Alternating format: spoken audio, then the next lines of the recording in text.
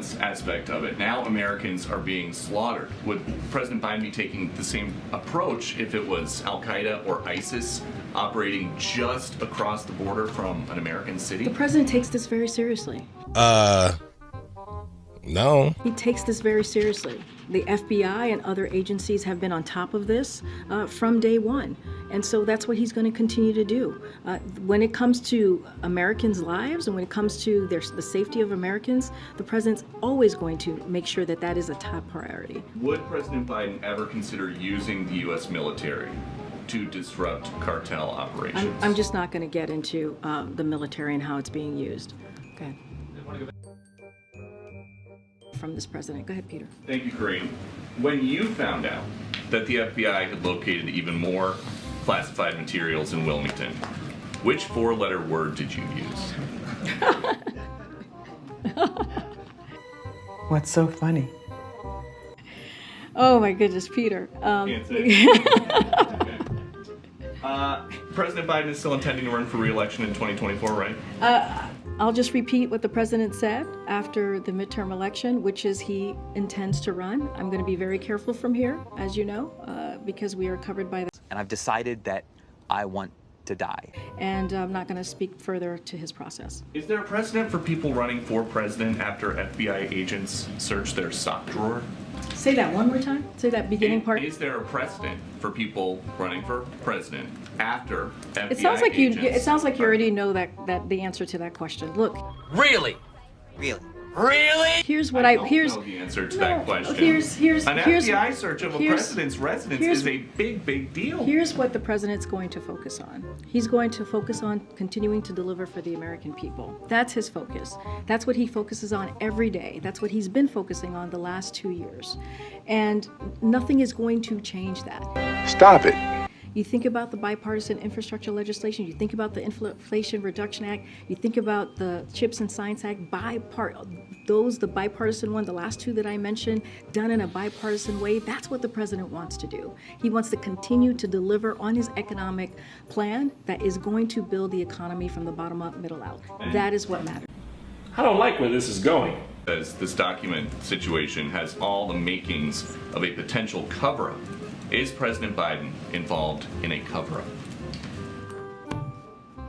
We have been very clear here from this administration. The president has been very clear. It's a relatively straightforward question.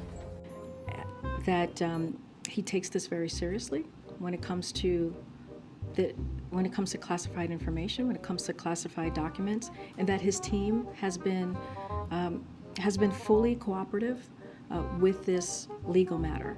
Anything else, Peter? And I'm going to be very serious. You asked me kind of a question that everybody laughed at, which was interesting question to ask. Okay. But any other underlying questions that you may have, I would refer you to my colleagues, the White House counsel. I'm going to continue to be prudent. I'm going to continue to be consistent and refer you to any questions you have there. Are you shitting me? Karine, Thanks, I'll Karine. come to you back in a second. So, when you talk about infrastructure, you say it's important for the president to have a chance to speak directly to the American people. Why doesn't he want to speak directly to the American people now that some big cities are bracing potentially this weekend for riots? What? So he put out a statement yesterday, and I think when a statement comes from the President of the United States, it has a powerful impact. And he was very clear in that statement. He offered his condolences to the family of Tyree Nichols. He also joined the family in calling for peaceful protests. That is an important statement that the president could make. And you have me here reiterating what the president has said. That doesn't make sense. And we're going to continue to do that. It's not the first time. I've laid out the Dobbs decision was a time where we were calling for peaceful protest, and there's been other times even before then. So, and let's not forget Election Day. where we did the same. So I think the president's words really matter. They have weight, and it's important that the American people heard from him directly. Shut up! Just shut up, you idiot! Okay, on the documents, have any more classified documents been located in any places associated with President Biden? I would refer you to the White House counsel's office. Okay, and why do White House officials insist that the president self-reported the classified materials if his lawyers initially called the White House and not the Justice Department? I would refer you to the White House counsel. Seriously? But we heard from this podium the other day that President Biden self-reported the materials. That's not exactly what happened. Who did you hear that from? John Kirby. Well, I would refer you to the White House counsel. Go ahead. A few moments later. Good. Thanks, Green. After a special counsel was named, but before the FBI searched, President Biden went to his house in Wilmington. What was he doing in there? I would refer you to the White House counsel. So it was something relating to this case. I would refer you to the White House counsel's office. Why? Why? Okay. Do you think that this story was leaked by someone trying to bruise the president politically ahead of a re-election announcement? I would refer you to the White House counsel's office, as they've been the ones who've been closely involved. Okay. More basically, we know the president did it. Why did he do it? I would refer you to the White House counsel's office. In the president's own words, he admits to having information that wasn't his. Why did he smuggle it out? I will let the statement of the president stand for itself. I'm just not going to go into down a rabbit hole with you on this. Why did he not? What the hell? Okay, Peter. Thanks, Green. So, cartels kill Americans on this side of the border with drugs, and now they're killing Americans on the other side of the border with guns. Why is President Biden so comfortable with cartels operating so close to the U.S.? Well, Here I come. Oh, here I come. let's be very clear. Let me take on the drug part here, because since you brought this up, because of the work that this president has done, because of what we've done specifically on fentanyl at the border, it's at historic lows, historic levels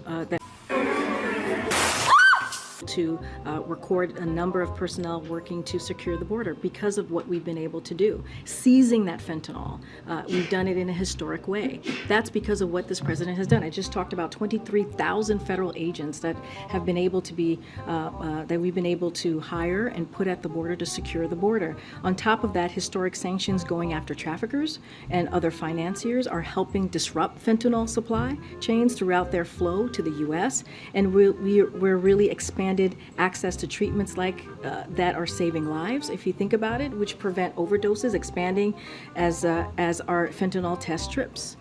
Man, this is some bullshit! And through the removal of the X waiver, anyone registered to prescribe controlled medications can now prescribe life-saving medication to treat addiction. So again, we are seizing fentanyl at record historic levels because of what the president has done to secure our border.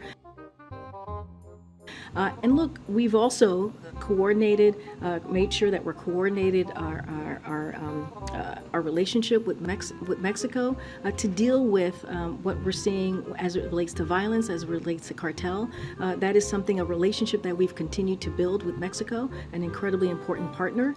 You saw that when he went down for the summit in Mexico City. So the president is dedicated to this and is doing the work that we're actually seeing at the border, again, when we think about fentanyl.